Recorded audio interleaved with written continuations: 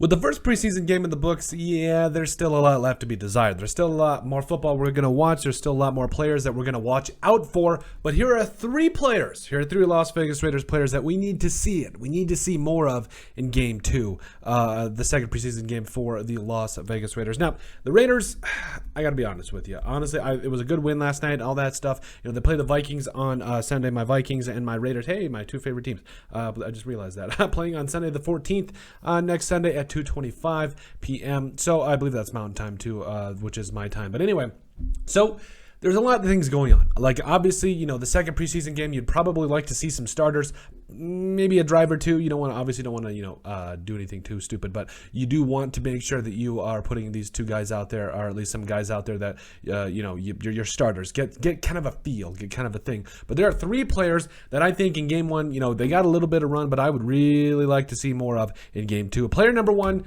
Dylan Parham. Now, I think, now this is just a spur-of-the-moment idea that I had. Now, Lester Cotton Sr., I felt actually played pretty respectfully last night in terms of just specifically how he held his own on the interior there. Now, it wasn't pretty, but it also wasn't the worst that we've seen. Brandon Parker had a rough night, but Dylan Parham played a total of 23 snaps, allowed only one pressure, and had a 76.8 PFF grade, pass blocking grade, that is. So, I really feel like he's a player that, even if one of these other guards in there just isn't getting it done, and despite the fact that he may be a veteran, I would much rather play the rookie, because at this point he is Schrodinger's guard right now. Like, we have no idea what this guy is. We saw 23 snaps. We saw a lot of good stuff from him last night, and I would really like to see them build on that, because I do think that at the end of the day, this is a good player. You really don't want to waste. You want to get him on the field and see what you got, because I mean, if you're telling me that Colton Miller, Dylan Parham, Andre James, and then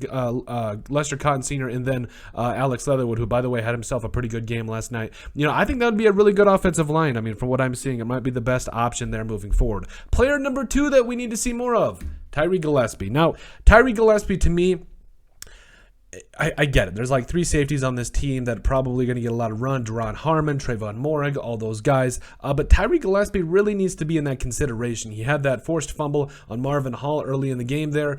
Put his head down, made it happen. Like, that's what this Raiders secondary needs. They need a playmaker that's going to be able to punch the ball out, do something big. And, I feel like we really need to see what we got from him, because I feel like Gillespie is going to be a guy that, if heaven forbid, if Jonathan Abram or Tre'von Moehrig do go down, I would like to see Gillespie get his shot, because he's shown some things over the last couple of years that might warrant, especially in the coverage department, that I really feel like would help out the Raiders secondary as far as coverage, because that is one of the tougher things and one of the things that the Raiders have struggled with in years past. So I would really like to see Tyree Gillespie get his shot and be able to kind of button that down and at least get some snaps, see what happens. What's the worst? He sucks? Fine. You've got guys that you can play ahead of him, all that good jazz. Player number three that I really want to see more of, that's right, tackle Bahari Olasini. So there was a play that I think circulating on Twitter now. I don't remember who shared it, but he literally blocked his guy to the second level, and then he saw a corner and just gave him a shot and just gave him a pancake block.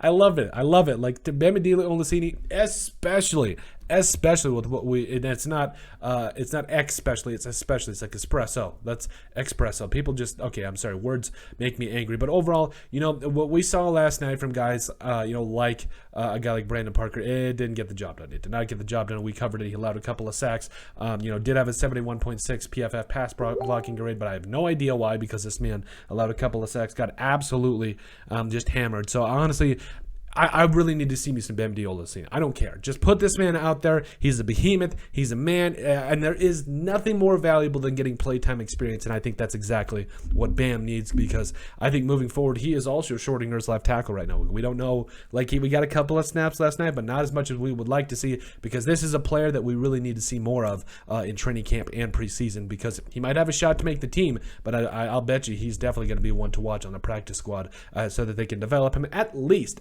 least being that swing tackle, just in case the starter goes down, because I think that's his floor is beating that guy. But he could be your starting right tackle. He could be definitely a good value backup as well. But let us know what you guys think. Those are the 3 players that we would like to see more of in Game 2 versus the Minnesota Vikings. Make sure you guys like and subscribe down below. Leave a like and a comment. It helps people find the show. We greatly appreciate all the support that we've gotten and continue to get. You guys are truly awesome. We love every single one of you. Down in the description below, you find all of our social media platforms, yada, yada, yada. You guys know what to do. Give us a like and a follow. Also, remember to give us a listen and sub on iTunes. And finally, if you have anything else you'd like us to cover, send us an email at thesportsbp@yahoo.com or put it in the comment section down below, and we would love to cover it. But let us know what you guys think about the 3 Las Vegas Raiders players we need to see more of in Game 2.